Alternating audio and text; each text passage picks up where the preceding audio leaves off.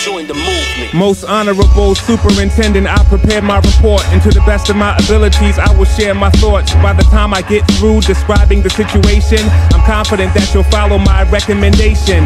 What I write is describing a crisis. I've never in my life witnessed a high school like this.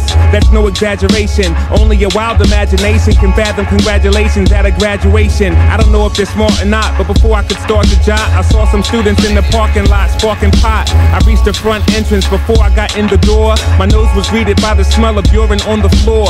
Up the corridor, I heard a faint roar. Reached back and thought my wallet in my pocket just to make sure. My heart was unsettled and restless as I quietly observed the ghetto inspectors with metal detectors for fear of gun carriers. All out hysteria, blockades and barriers in various areas. It looked like a war zone, and I'm appalled to say all they do is play or roam the hallways all day. The classrooms that had kids was straight pandemonium. Every class I went to, nobody had control of them. Cats had no heart. In fact, it was so dark you'd have been scared if you had a bat and you were Joe Clark. Foul speech abounds, wild leeches scrounge, vile leaders even sneak around in the teacher's lounge. Looked in the courtyard, saw some burning crosses. Interrupted, I heard curses tossed from the nurse's office. I'm not sure what developed there, but heard something about students on welfare, denied health care. Many of the girls were already impregnated. Cafeteria segregated, people separated. In fact, it was legislated. Most could not compete, and sadly, only the rich kids got to eat. The poor kids and orphans were tossed to smaller portions, and that's just a portion. I saw even more sin. Went to an assembly in the auditorium. The kids were in a frenzy, they booed the valedictorian. The student government indeed was full of pride. The class president was selling weed on the side. Impropriety was common with a lot of variety. There was no honor even on the honor society. They were full of great schemes, even the debate team. Girls were taking slim fast, boys were up in gym class. Ironically, attendance was packed for all sports. In class they fall short, they're at the basketball courts. They're building more jails than schools, you do the math. I won't even mention what I saw in the computer lab. At the end of the day, half the school was in detention, and that's not to mention those who were out on suspension. I walked around to see anything extracurricular. Most kids had left, there was nothing in particular. One thing caught my attention that I would call shocking. In the Bible club, a girl was teaching false doctrine. I went to the principal's office to meet the principal, but found the principal to be a man of few principles. And yet he has fans. He says he has plans for advance in the Badlands. Fat chance. On my way out, corner of my eye happened to glance. The 10 Commandments were tossed in the trash can. So that concludes my report, dear superintendent. A school like this, it just can't be what you had intended. And since I can't see it being built up from the ground, therefore my recommendation is to shut it down. I lost just a cloak or someplace, guys. Watch your backs. Sam, they got result over here. Mustard, you switched off, medic? Yeah. In the mix with DJ Average Joe. 26 seconds, guys. Nice take. Make sure you don't touch that down and keep it live right here at Rap and Grace Radio. Dear Board of Education, so are we. So are we.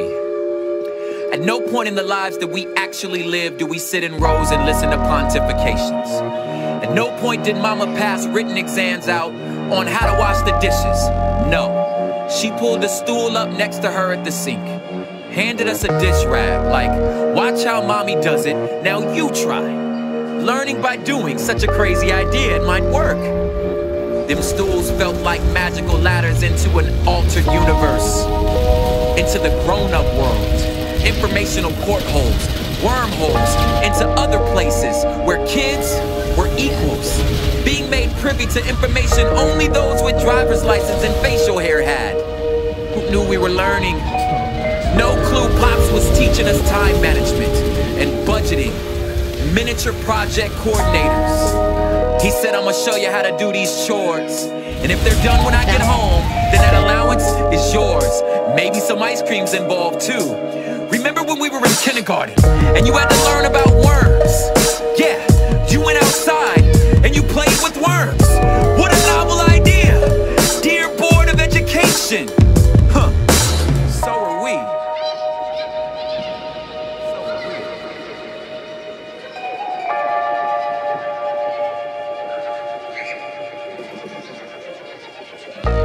Dear Board of Education, all I've learned from your system is the fact that it's just a system that you set up.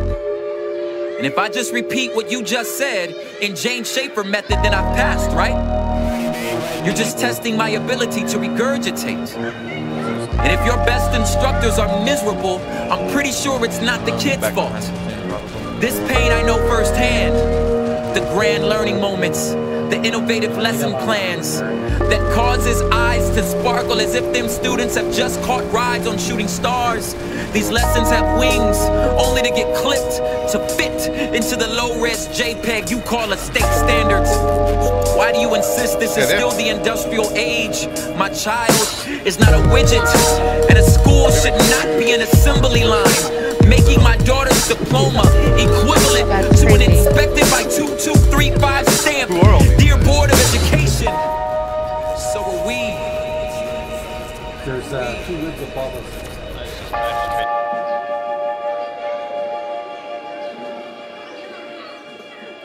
Dear Board of Education, there's not a scantron on the planet that can measure inspiration.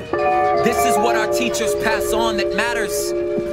But you'd rather them do a jig to the tune of the AYP score as to avoid losing WASC, right?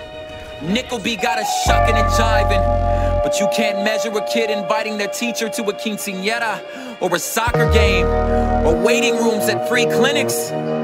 I can name 10 kids offhand who would still be in handcuffs if it wasn't for Mr. Singer. Nick Luvano runs his own design firm, and he failed the exit exam twice. Failed. Dear Board of Education, I mean, can we not Google when the Magna Carta was signed? If your brightest stars are always dim, something must be wrong with your glasses. If every place on your body that you touch hurts, then your fingers must be broken. You are PhDs. You have 5 suffixes at the end of your names. You're the people that know a lot. How come you're not smart enough to know that you don't know what you don't know? Did anyone ever suggest that maybe we should test the test? Dear Board of Education, my dear Board of Education. They got us here for sure. So are we. So are we.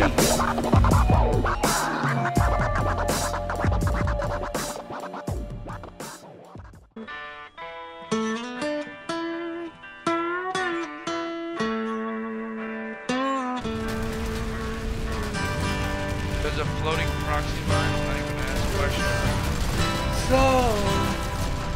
So you think you can tell? Alright guys, take them out. Heaven from hell, blue skies from pain. Can you tell a green field from a cold steel rail? A smile from a veil. Do you think you can tell?